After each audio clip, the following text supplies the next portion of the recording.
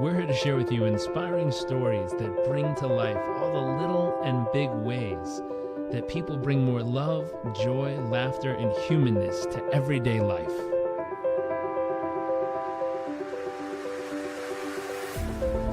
Our focus is the hunt for those little moments that refuel the human soul and reminds us what life is really all about. I invite you to sit back, enjoy the moments, enjoy the stories, the adventures, and the journeys.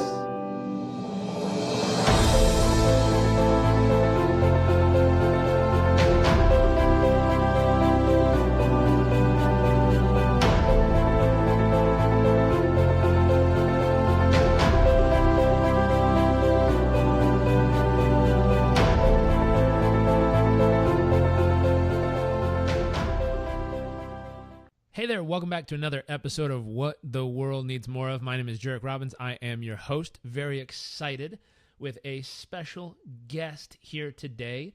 His name is Mark Ormrod. You got it. Yeah. I was hesitating because I didn't want to mess up that second R in there.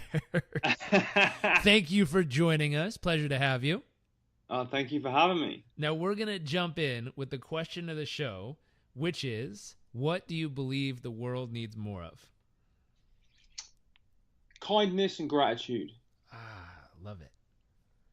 Kindness and gratitude. And how do you bring those into the world each day yourself? So gratitude is easy. That's a daily thing. And it's something that I programmed into a morning routine. And it's something through that habit that I've been able to have as a more of a primary, not function, what's the word I'm looking for? Primary reaction to things rather than a secondary or not at all. And kindness is pretty simple too. Just treat people the way you want to be treated. Do more than is expected of you. And if you see something that needs doing and, it's the right thing to do, just do it. I love it. Simple, effective, practical, and yet so many people need to be practicing this. I know. Here's my next question. What's your wow factor? What makes you uniquely you, and what are some of the moments that help shape it over the years? Damn, that is a good question. My wow factor, I think it could potentially be my positivity. To most things, nearly all things, the way I look at things, my mindset, my point of view, is generally very different to a lot of people's. And what was the second part of the question? So what is your wow factor? What makes you uniquely you? And what are some of the life moments that help shape it? So the life moments, there's so many of them. Starting really from when I was 17 and I started a career in the military through to when I was injured when I was 24 and trying to rebuild my life and basically start from scratch again where positivity and looking at the good things and being grateful for the good things in your life was my only real option. And how did that come about? How did it become the only real option? And I'm asking for the listeners. I've been there. Had someone stare, a doctor in a white coat stare me in the face and say, "Hey, bud, you got 6 days left to live." And it's like, oh, you don't really have the option to pout about it. You don't really have the option to you can be sad about it. It can frustrate you, hurt your feelings. You can give up. Or, you got to find a way through it, and it can inspire you. You can become grateful for what you do have. You can become, driven to do something with it. You can find a purpose bigger than yourself. There's so many options, but how did gratitude become your only option in that scenario? So just a bit of background for the listeners. I'm not from America, as you can tell by my funny accent. I'm from the UK, and I was a Royal Marines Commando. From the age of 17. I served in Iraq when I was 19, in Afghanistan when I was 24. And Christmas Eve 2007, out in Afghanistan on a foot patrol, I stood on an improvised explosive device. Wow. And lost both my legs above the knee and my right arm above the elbow. Wow. Now, I woke up back in the UK on the morning of the 28th of December, very briefly, and then over the course of the next 2 or 3 days was gradually brought out of a induced coma. And when I woke up and was more or less fully with it, and I knew what had happened, and I was trying to deal with it. I just remember thinking to myself, you've only really got two options. Option one is to look at your situation and say, why me? I hate the world.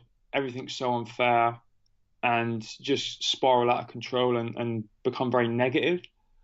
Or you could look at your situation and you could say, I'm very lucky. I'm still alive.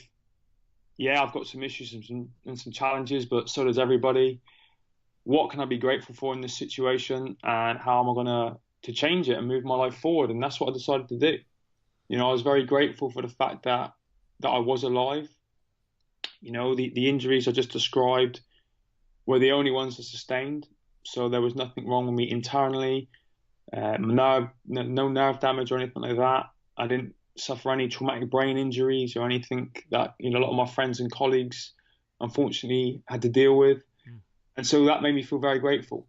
I knew it was going to be a long road ahead, but training to be a Royal Marines Commando isn't a walk in the park. So I'd been there before. So I just knew it was a case of applying that kind of mindset to my rehab as I did in my military training, and just to think of reasons every day why I was actually lucky, and that was a huge motivator for me, and it's carried on throughout my entire life ever since that day. Wow. And so what is some of that mindset that helped you get through to become a Royal Marine? Hold on, let me make sure I'm saying it right. Royal Marines Commander? Commando. Commando. Oh, sorry. Yep. I've You got it. I've done some training with different professionals, and I've learned titles do matter. And I apologize in advance. I tend to screw them up. No. It's fine. And so, I had a chance to go do some training with the pararescue jumpers from the Air Force here in the U.S. And I was talking to some of the field surgeons, and they have tough decisions when they find someone in that position. Do you want them to remember it? Do you want them not to remember it? How do you want to take care of this human in the process? And what's the right thing and civil thing to do in those moments? And it's like, wow, that's a huge decision for them to make in taking care of you when they discover you in the position you're in after, stepping on a device like this and losing limbs. Mm-hmm. But then you fast forward and you see another decision that's made when, like you said, when you wake up. We interviewed someone a handful of episodes ago who was born with cystic fibrosis and had to have she had her first double lung transplant, and then they failed, and she had to go back and have her second double lung transplant. And I was watching her Instagram yesterday. She's constantly going in and out of the hospital for surgeries to just keep fine-tuning and adjusting all the bits and pieces on the inside to keep things working. Yeah. And mindset is a huge factor in her resiliency to stay alive. And I'm hearing that thread in your situation of what you shared, which is, make the decision that says either I'm in or I'm out. And if I'm going to be in, then it's saying, okay, what are the other aspects that you have to do with your mind every day to keep it in a place where it stays in? Because it's easy, to get pissed off one day, hurt one day, sad one day, frustrated one day, depressed one day, and say, screw it, I'm out. This is stupid. But it's much harder. It's much more of a battle and a challenge for someone to choose to stay in every day and move forward and make that progress. What are some of the things you would tell yourself, or what are some of the things you would focus on to have the resiliency to keep going when so many others would generally give up? Do you know what it was? I think you touched on it slightly earlier when you said it was about making it something then more than being about yourself and bigger than yourself. And there are a couple of things really. I have a huge amount of pride in being a former Royal Marine. Mm-hmm. And I remember when I woke up in the hospital thinking to myself, we're just over 350 years old now. We were formed just over 350 years ago. And I remember thinking, as silly as it might sound, I'm still a Royal Marine. and I still represent the Royal Marines, and I've got 350 plus years of history on my shoulders now, and I don't want to be the one to let the side down. Mm. So I use that to help me maintain my mindset, my professionalism, my drive, and my attitude in the early stages of my rehab. And then, what you were saying just now about the pararescue guys was quite interesting, because when I was injured, I was the UK's first triple amputee to survive my injuries. Wow. And I died before I was put on the back of a helicopter. Wow. And then when I was on the back, the medics, they classed me as dead, and they were working on another guy that was injured in the blast. And when one of them walked past me, they saw my eye flutter, which told them that my heart was beating. And they performed a procedure on me, which had only been cleared to be used 3 days prior to this incident, and had never been tested on human casualty in the field before. Wow. And it involved these guys drilling into my hip bones on the back of a Chinook helicopter, which is, banking from left to right. Everyone's in an adrenaline-fueled state. There's sand and dust going everywhere, and they're drilling in my body right next to all my vital organs, and just somehow managed to get the intravenous line that they were putting into me to bite into my hip and to give me the fluids that I needed to bring me back and resuscitate me. And when they got back to the field hospital, everyone was elated that they'd saved my life and they'd stabilized me and they were going to fly me back home. And then one of the doctors turned around to the group of medics that saved me and said, "Do you really think you've done this guy a favor? Do you really think he's going to thank you when he wakes up at home with both legs missing and an arm missing? Do you think he's going to want to live that way?" And totally destroyed their morale. And, the incredible thing they just did, he put a real downer on it. And I was told that. And I always remember thinking, from now on, I'm going to live my life in a way that honors those people, because there were over 1,000 people, I think, involved in my evacuation. When you look at everybody from people that made phone calls to people that were on the radio, to helicopter pilots, to medics, to all these people, and I thought, I owe a lot of people my life, and I want to live my life in a way where when they see me on, Instagram or whatever, they smile and they think, we did make the right choice, because this guy's living his life now, and we help with that. And so that really helps me make it about more than just me, and I'm trying to do that to show the respect, and the gratitude that I have for them. I also have kids, a 13-year-old, a 7-year-old, and a 5-year-old. And, you kind of got to lead by example with kids. They'll learn from you, from what you say, but they'll learn more from what you do. And so you can't fake it with them, because they're around you 24/7. When you wake up in the morning to when you go to bed at night, they see who you are, how you approach things, what your attitude is, what you do, how you treat people, and I want them, like any parent, you want your kids to grow up to be good people. So despite the challenges that you face, you still got to try and be the best version of yourself that you can be for them. So again, it's about making it more than about just yourself. It's so true. It's one of the most powerful forces in the human capacity, which is we'll do more for others than we ever will for ourselves. And when you can find something more than yourself to fight for, to stand for, to believe in, to be there for, it's amazing what we're capable of as a species. But so often when things get dim and dark and hard and difficult, it's more often than not because we're only focused on ourselves. Right, I agree, totally. And so what's interesting is to become the moonlight in someone's darkest hour, more or less, is when that person starts to look around and realize it's more than just them that they need to fight for in that moment, regardless of what was lost or what's been challenged or what's been broken or what's been destroyed. It's looking back and saying, hey, but what can I still keep fighting for? And that question is one of the most powerful things. And it's beautiful that you discovered it so quickly.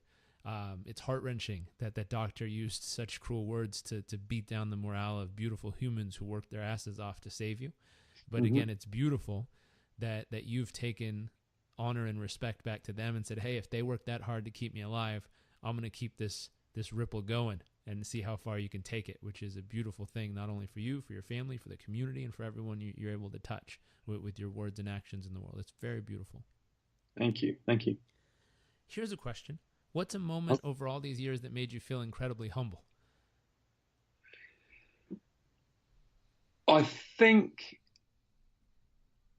it's meeting other people in situations similar to mine. Mm.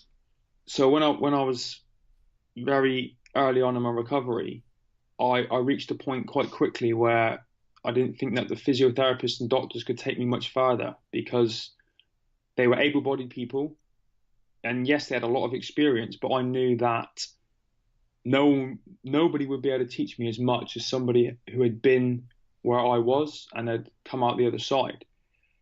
And so I got online and I found a guy over in California called Cameron Clapp who had been hit by a train when he was 15 years old. He was a triple amputee who was just out there dominating life. He didn't use a wheelchair. He didn't have adaptions in his cars. He was a motivational speaker. He traveled around without carers and on his own.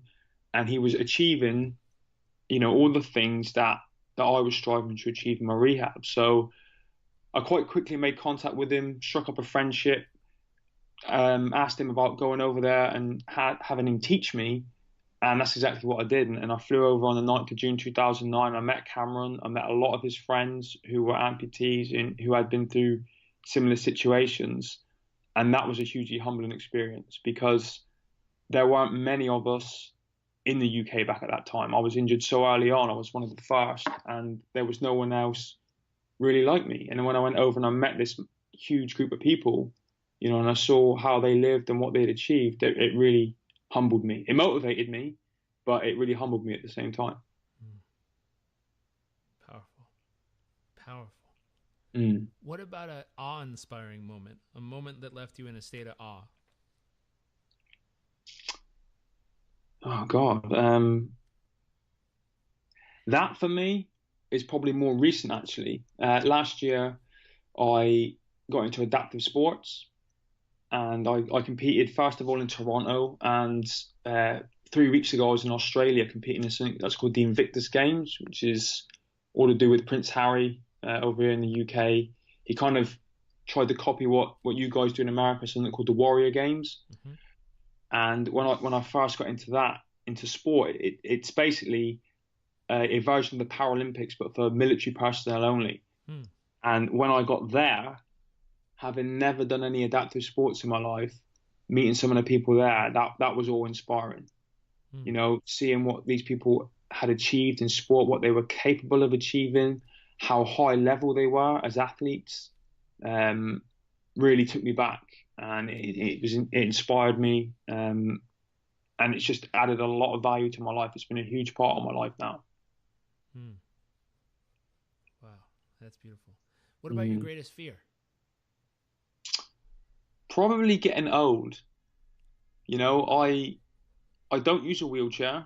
I'm a full-time prosthetic user since the 9th of June 2009. I understand that it has an effect on my body because I have to work a lot harder to get around. I also train quite regularly, pretty much every day, most of the time, which again has a bit of an impact on my body. And I want to be as mobile and as independent as I can be for as long as I can be. But I know that the older you get, the harder it's going to get. And I would like to be a full-time prosthetic user for the next 35 plus years. So the one thing that worries me a little bit is, having to go into a wheelchair when I'm older and being restricted slightly and not having that level of freedom and independence that I enjoy now. I can imagine. Mm-hmm. What about your future? What are you most excited about? Opportunities. This in the early days to me, although I was positive, it wasn't always that easy. And I didn't think life would be as exciting as it was when I was a young man in the military, running around all over the world, doing all the things I wanted to do. But so many opportunities have came from this situation that there's just so many things to be excited about. I never thought I'd be traveling the world, sharing my story as a speaker. I never thought I'd be on an international stage as an athlete. I never thought I'd get a chance to write a book, and all these things that have come into my life in the last 10 plus years. are things that I don't think I ever would have done had I not been injured. And these opportunities keep coming all the time, and like every day of my life is, you feel juiced up because something new comes in and you're like, oh, that would be nice to do that, or that would be cool to do that. And sometimes it can be overwhelming, that so many good things are just happening all the time. It's hard to pick one thing to be excited about, but my life just feels like it's moving in this really good direction right now. And I've worked hard for 10 years and it feels like it's all fallen into place. And I'm just excited to see what 2019 brings, and what we're going to be able to do then. That's powerful. I think one of my favorite quotes, there's a moment where it'll feel like everything is at the end, and that'll be the beginning. And that is exactly how it feels, because, very quickly, most years I'll sit down and in December, I'll plan out the following year, and my head will be filled with things, and I'll scribble it down and maybe spend 2 days doing it and then plan it all out. And everyone has kept asking me this last week or two, what are you going to do next year? What are you going to do next year? And there's nothing really that I can think that jumps right out at me that I really want to do. It feels like I've crammed so much into the last 10 years, I don't know what to do next. But like what you just said, it kind of feels like it's coming to an end because I can't think of what to do next. But I know that that's just the beginning. It's true. It will be. It will be. No, we're going to switch gears real quick. This is the second segment of the show. We call this Nuts and Bolts. It's the tactical, tangible, practical, applicable type advice someone could immediately apply in their life or business. And so the first question here is, what do you currently focus the majority of your thoughts and time and life on each day as of right now? Majority of my thoughts.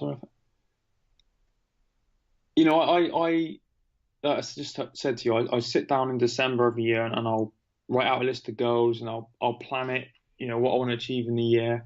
And pretty much every morning when I get up and I go through my morning routine, that's what my days are focused on.